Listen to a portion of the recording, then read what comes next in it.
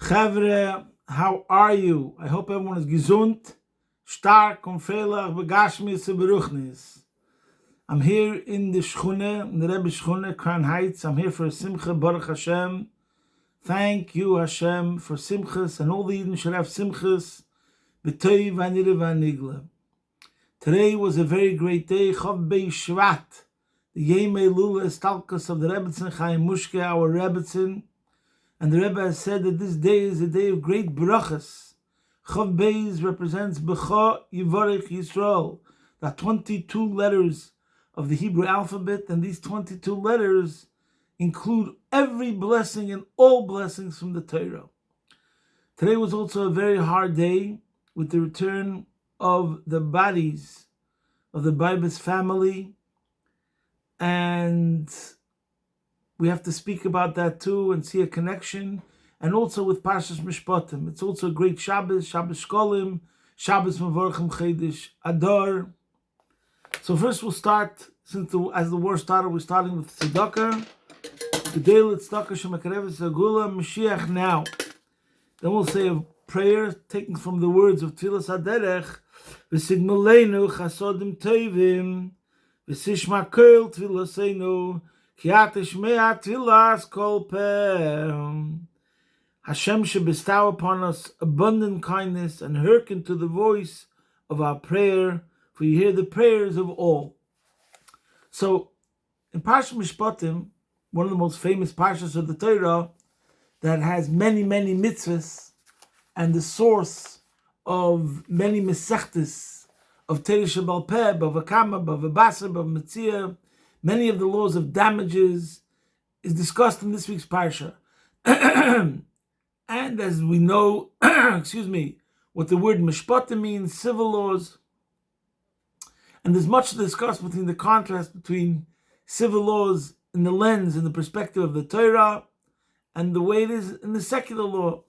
And that's why Rashi right away says in the pasuk, Ve'ela Mishpotim ashetosam lifneihem, you meant to bring cases to a Jewish din Torah, Jewish bezdin, because even if they would come to the similar conclusions, because it's different over here, we're delving in the words of Hashem, or not. I'm not getting into that discussion right now. What I do want to bring out is one foundation, which brings us to the contrast, the way we look at another person, and the way if someone does not view another person in such a way, everything changes.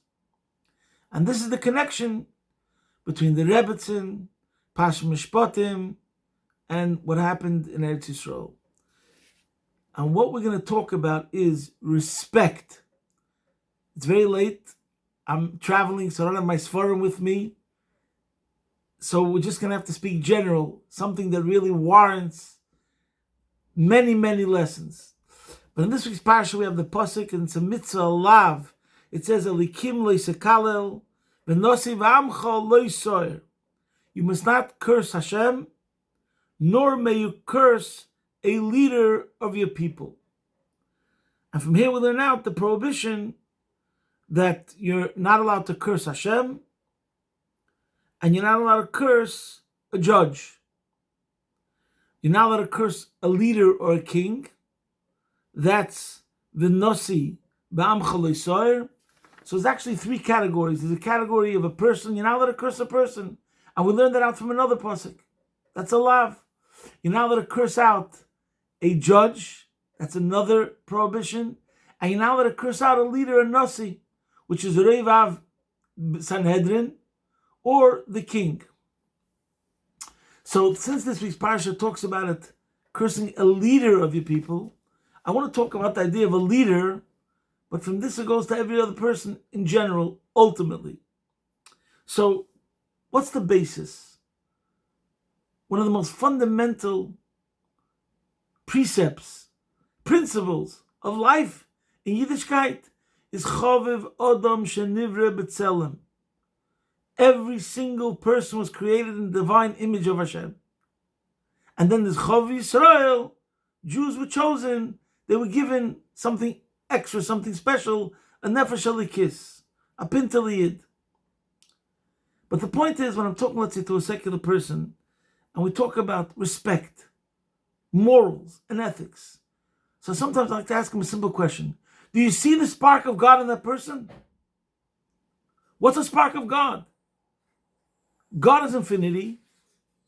So the question is, when you're dealing with another person and you're conscious and you have an awareness that you're dealing with the spark of Hashem, you're dealing with infinity of life, infinity itself, because life is infinity. That's Jewish law. That's the Torah. So therefore, with every single person you encounter, you have a sense of respect. You're dealing with the spark of God. You're dealing with the Tzelem Elikim, Chaviv Adam. Every single man is precious because they have a special spark of God in them. How much can you measure the worthiness and the preciousness of a Tzelem Elikim? Obviously, it's immeasurable. So therefore, we're starting at the outset with a different perspective. So now let's talk about respect. Number one, there's a famous saying, Derech Eretz Kodma l'Torah. There's many different interpretations to what it means, Derech Eretz Kodma l'Torah. Some people refer to it as earning a living, Derech Eretz Kodma l'Torah. Some people refer to it as certain etiquette, certain human behaviors that come before the Torah. But we're going to speak about it as Derech Eretz Kodma l'Torah. Respect comes before the Torah, which means if you don't have respect for the principles, for the values, then whatever you learn is not going to be effective. Now, this is in every single area and arena of life, in relationships, in a smooth operating society and civilization. Let's say, for example, you're in court. So we're talking about judges, we're talking about leaders, and we're talking about people. So we can talk about all these different, let's say, examples. So first of all, you're in court. The judge walks in. Everyone please rise.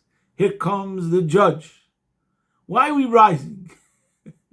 We're rising because of his body. It doesn't make a difference if he's white, or if he's black, or if he's Asian, or if he's male, or if he's female. If the judge walks in, please rise. Why? Because we respect the position. We respect the concept. We respect the institution of law and order. We all want law and order. Once you shoot the sheriff, game over. There's going to be hefkedus. There's anarchy.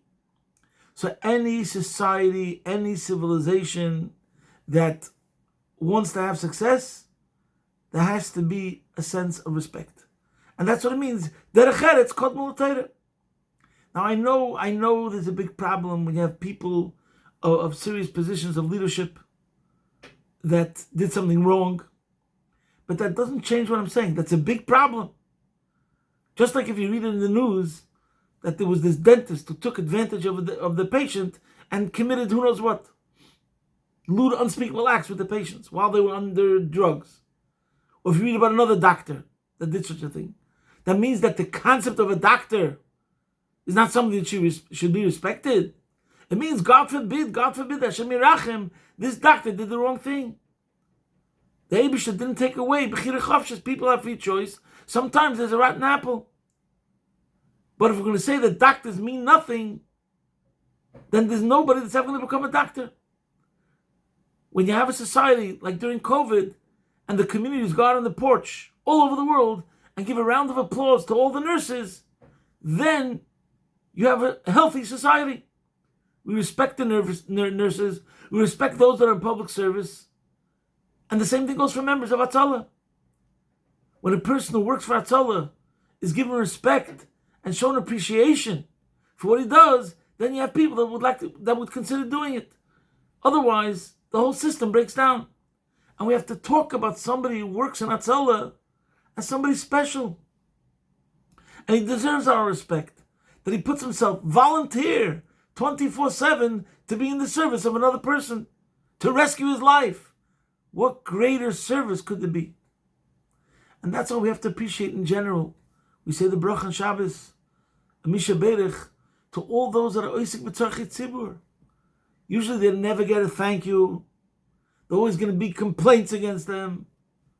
But think for a second what they're doing. Think for a second to be ready to do it in the level of the degree of dedication and devotion that person is doing. And until then, etc. In other words, we have a community. We have the laws of building a community. We have the principles of how to have a successful community. And one of the main foundations is derech eretz, respect. And a community that doesn't know how to have that is not going to be a successful community. It cannot be. Just like you have a community, you have firefighters, of soldiers, of policemen, and everyone understands that there are people in the public service that dedicate their lives to bring benefit to others, and therefore they're held in high esteem to get the credit that they deserve and the respect, then you have a successful society. Otherwise, impossible. And that's why, even in times of the Beis HaMikdash, there's a Rav, there's a Rabbi, there's Shevet Levi, there's Kohanim. Of course, you're not allowed to curse any Jew that's alive. But at the same time, we made 2 lavim against a dayan, a judge, and 3 against a nasi. Because there's a certain system. In order to keep this system, we have to say with this person, you should show especially more derech eretz. And therefore we have all these dinim of, they say v'takum, all the halachas of Tamid Chachamim, all the halachas of, try to mix your life as many ways as possible with Tamid Chachamim. So, we see this all the time. I'm a teacher, you have students. You see a student who was brought up in a home where his mother and father educated him, say please, say thank you. You see certain children, you could tell they were brought up with a good education, with a solid education. And such a person automatically is a better vehicle, a keli, to grow and learn and develop spiritually. They have a certain level of humility and a certain level of respect. Respect for the process. Respect for the system. Now, does that mean every system is good? No. But it doesn't mean you should be from the people that talks about how we respect a Talmud Chacham and so on and so forth. In every situation, you have to ask yourself, are you from the people that are building the spirituality of a community or not? If a rabbi speaks for 12 minutes instead of 10 minutes in the shul, are you going to be from the people that are complaining? Every Tom, Dick, and Harry could complain. Are you going to be the people that even if you're bothered by it, you're not going to complain? Because you want to instill in the community and your children, your grandchildren, your great-grandchildren, that Torah is Torah, the most precious thing. Did you ever hear of somebody watching a sports game that complained that the game went on too long? I never heard of such a thing. Etc., etc., etc. So you have to be the one that sets the agenda, sets the value system of what's important and what's not important. So this is one of the main points over here. Let's talk about the idea of leaders for a second. Very briefly, the chinuch in the mitzvah of honoring your parents, brings out a point, and I'll say it very short, even though we spoke about this at other times at length. Your parents represent how you're meant to have gratitude. Gratitude to the thing that brought you into this world. So amongst physical creations, amongst planet Earth, the symbol, the concept of absolute gratitude is to parents. Because you can never give them what they gave you. They gave birth to you. And you can never give birth to your parents. So therefore, the level of gratitude that you're meant to have for your parents is unlimited. And it never ends. Now the same thing, according to Chassidus, as the Tzemach Tzedek explains the mitzvahs Minui Melech, the idea of a king and why the rules are so severe about the obedience you're meant to have towards a king is because the king represents the symbol of absolute obedience, authority. Absolute authority on this planet Earth. That if the king tells you to do something, you must listen to the king. And if not, There's very severe repercussions and consequences. And why? And here comes the clincher, which connects all the ideas of leadership, is that, in the words of Kabbalah and Chassidus, the king is the level of Malchus, is a reflection of Malchus Datzilus. That's a divine attribute of God, Malchus Datzilus, his kingship, divine kingship. David HaMelech's soul is mushish in Malchus Datzilus. And when David HaMelech is standing over in front of you and giving you a command, that's a command. He's a conduit of Malchus Datzilus. Hashem is commanding you to do something through David HaMelech. That's the concept. And we have to have a symbol of absolute obedience to a king, which brings us to absolute obedience of Melech Malchem Lochem HaKadosh Baruch Hu. That's the idea.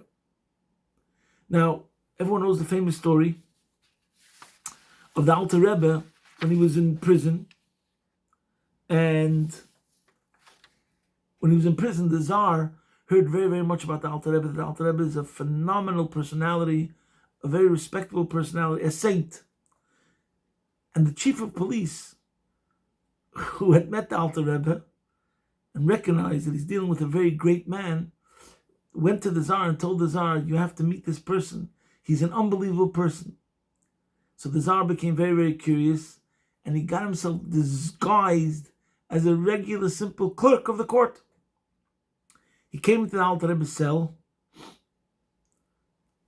incognito, disguised as a clerk of the court, and then he wanted to interact, have an encounter with the Alter Rebbe and see what's going to happen. As soon as he walked into the Alter Rebbe's cell, the Alter Rebbe stood up and said the blessing that you meant to say when you see a king. So the Tsar was shocked, surprised, with disbelief. How did you why are you saying this blessing? So the Alter Rebbe said, because you're the Tsar. So he asked the Alter Rebbe, how did you know I'm the Tsar? And the Alter Rebbe said, because the saying of our sages, Malchusa da'ara ke'ein Malchusa de'rekia. Loyalship, kingship on earth is similar to the royalty and kingship of heaven. Which means that in the physical body of the Tsar, who could be a Rosh Merusha, there's a ha'ara, a reflection of a reflection of a reflection, an iota, some particle of Malchus Datzilus, Malchusa Derekia, Hashem's kingship. There's some particle, to some degree, that's in the Tsar that the Alter Rebbe sensed. And therefore he stood up for the Tsar. I'm not comparing a Rosh Chas v'Sholem to the leader of your community in your neighborhood. I'm bringing out a point, the concept. There's a saying that the Rebbe, of Maimon Azal, that the Rebbe says in so many letters, speaking to people that are involved in different works, public office, Vadakos, and different communities. And as usual, most people that are involved in this, like I said before, they always get complaints. There's no thanks involved, and it's difficult. You come home sometimes and say, I've had it, enough. And who are you going to turn to? Who are you going to vent to? The Rebbe. So many, many people throughout all the years in the Igros Kodesh letters of the Rebbe, there's full of these sort of, you don't see the person who wrote the letter, what they wrote. But you see from the Rebbe's response that it's a big schos, keep on doing it, you have no idea. And the Rebbe was always giving the public support to those who are in the service of others, lifting them up and saying there's nothing greater in the world, you have no idea, etc. So one of the things that the Rebbe would always mention is a Maimon Azal. It's in the Gemara, it's brought down from Rav Chanan bar Rava Omar Rav, that Rav Chanan bar Rava Omar Rav said, Afilu reish kargusa mishmaya mekamale, which means the idea of a leader, one with the most insignificant position of authority, even a seemingly insignificant position of authority, an appointment over irrigation. That's reish gagusa. Imagine somebody who's on the community dealing with the sewage, whatever it is, agriculture. And the point is, even an appointment over irrigation is appointed by heaven. Mishmayim Makamale. And the Rebbe would always write that to the person, which it's a combination of a chayv and a schus. Number one, you should know you're appointed by heaven. So it's very valuable. Your position carries responsibility, but it carries a merit and it carries blessings. Hashem is giving you the power. You've been empowered by Hashem himself, Mishmaya. But at the same time, it's a very big responsibility. You understand? If you have a boss and you know that this Mishmaya, Hashem himself, that means he wants to make sure that you're doing Melech HaShemayim, Masoy Matone Be'emunah. You're a faithful servant, so to speak. But it's the point that Rebbe would write it to the person. 99.9% the emphasis was on the schus, that even though you look at yourself that you're not important and you're being harassed by so many people and there's no respect involved, but you should know Mishmayim Makamile. That means that you were appointed by heaven. So it's a very important thing you're doing and keep on doing it, etc. So again, the truth is this concept of derech eretz, respect for authority, and if we don't have this concept of respect for authority, and also to every single person, then there's a breakdown of civilization, a breakdown of society completely. And we see that clearly. A home that has respect for the parents is a beautiful home. It has strong foundations, and they will see much blessings. A society, a community that they have derech eretz for the teachers, for the nurses, for the people that are in public office, so to speak, will be a community which is blessed with blessings and more blessings. And the examples of derech eretz could go on and on and on, and I think it's important that everyone should be speaking about it. Just to give an example, like ask yourself, I'm talking to myself now, do I live my life in such a way? Like just to give you an example, two of the Mishnahs in Pirkei Avos. One of the most famous Mishnahs is about Shiva Dvarim Begoylam Bechacham, the 7 habits of a wise person. And one of the things the Mishnah says is Eine Medaber Bifnei Mishu Godel Mimenu Bechachmu B'minyan. He doesn't speak before someone who is greater than him, whether in wisdom or in age. Like for example, I tell my students, when I was a kid, if I was in 9th grade and there was another student who was in 10th grade, I didn't speak because he's older than me. He's in a grade older than me. We had a certain respect for anyone who was older. I'm just giving a simple example. The Mishnah says, Eine bedaber bifnei mishu godel mimenu b'chachma b'minyan. Everybody's ready to talk and talk and talk and talk. Maybe listen. Maybe there's someone who's sitting by the table who has more experience than you, who's lived through more than you, who might be even wiser than you. Think for a second. Press record more often. You'll end up learning much more and end up being much wiser. And this is what it means, practicing derech eretz, and this is what it means, the habits of a wise person. But this is what simple derech eretz means. There's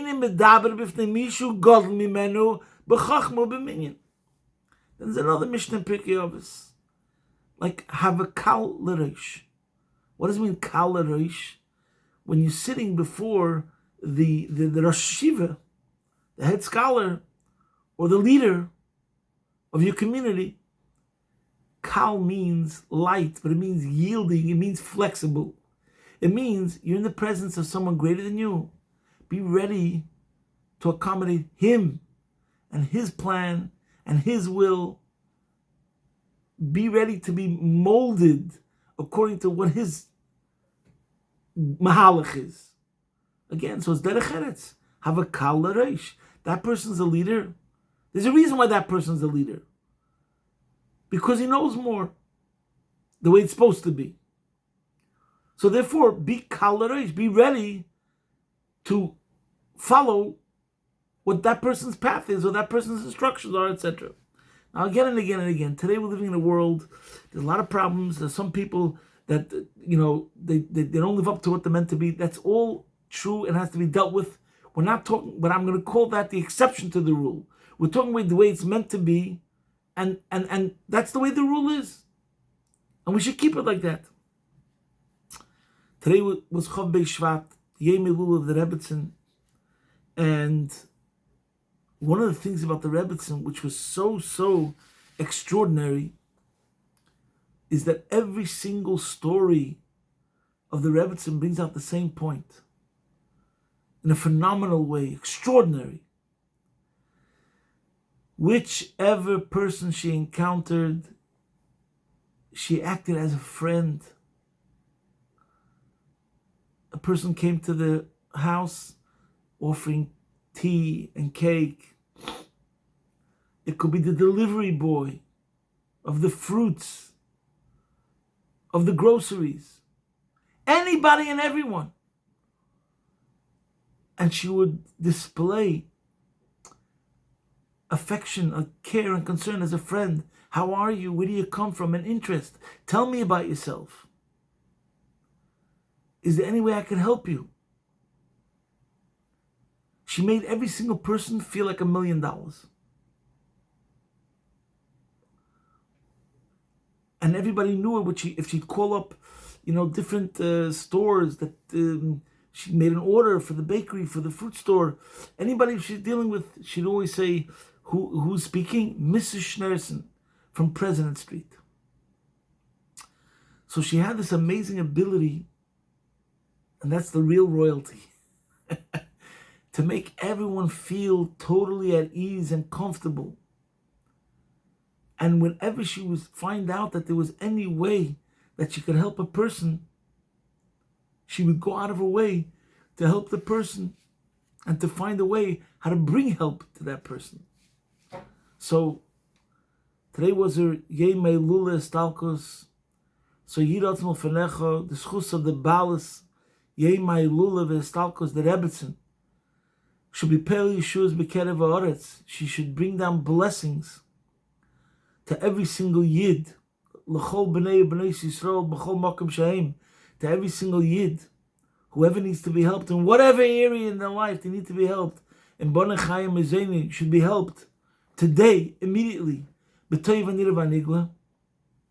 And this is, by the way, I forgot, I don't want to elaborate on the negative, with Hamas, Yimach Shemam, and the whole idea of the hostages.